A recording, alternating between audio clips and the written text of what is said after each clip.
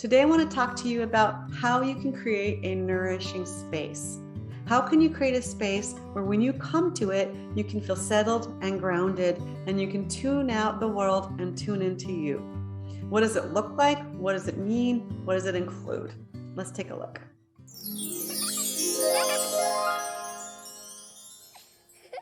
So when I'm thinking of creating a nourishing space, I have to think back at myself and what do I do naturally and what have I learned to do from my work in the world as a therapist. When I first think of creating a nourishing space, I think of space, but how can you conceptualize space? That's something that can be very flexible. Now, some people might have a whole room, and that's the room that they can dedicate to movement and meditation and stepping into that space where they can just be with themselves and with whatever their higher power is or their connection to something deeper. Not all of us have that. I don't have that. And I certainly didn't have that when I was a new therapist and I had to go work with clients. In fact, with my very first session, my very first client, I was working at an elementary school and I was placed in a utility closet where the groundskeeper would go in and out to grab things. The principal would go in and out to get balls and bring other students in. And if I let that get to me, it would be very decentering. But what I did instead is I created a nourishing space. I claimed the very end, I put up tapestries, and when those kids stepped past that veil of that tapestry, it was a whole different world. And it truly helped to provide centering, grounding, and connection. So how can you do that even with the most limiting space? Now, space also doesn't have to be just physical space. You can be the space. Again, as a therapist, I early on would travel to homes to provide therapy in home. And I would go to some places, and of course, you're not in control of the environment. There'd be barking dogs and kids screaming, and I'm trying to support children to learn meditation and different resourcing tools. So what I would do is I would bring a little lunchbox or a little basket full of things to create space and connection. One of those things was a blanket. And as soon as I would put that blanket out and that electronic candle, everything would calm down. I kid you not, even the dog stopped barking once. It's true. It amazed me. So there's simple things you can do to create space. Think about that one thing that might be that one tapestry that's really meaningful to you. You can bring a little suitcase or even a lunchbox to carry whatever sacred objects or objects that are meaningful to you to create that space wherever you go.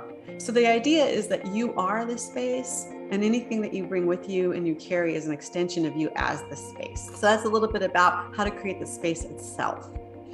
Now, also, I would encourage you to connect to what's culturally relevant and meaningful to you. So you can consider what is meaningful to you.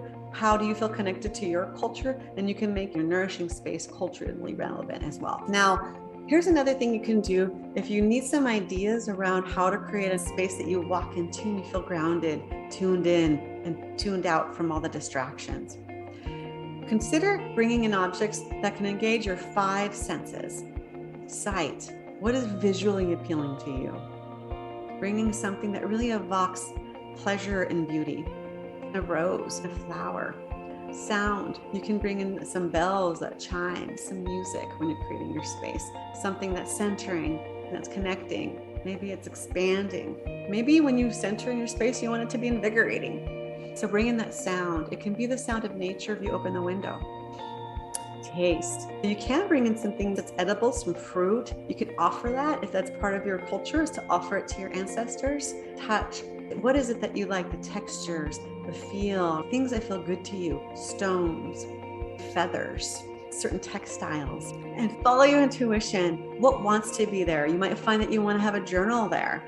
So check in with that 6th sense of what wants to be brought into your nourishing space. If you can only bring in one simple thing to create a sacred space, a candle has a lot of potency. Whenever I start a session, I like to light a candle and it marks that sacred space. Even if I haven't created the whole space due to circumstances, I'll always light that candle. It's that one thing, candle and breath, that can center and bring us to the present moment.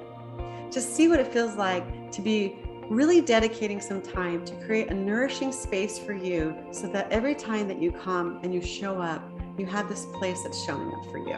It's this beautiful exchange. You give to it, it gives to you. Enjoy, love yourself, enjoy your space, and I'll see you soon for From my heart to yours. Bye-bye. Hey everybody, I'm here to tell you that I would really love it if you subscribe to my mama's channel. Can you do it? Subscribe. Thank you.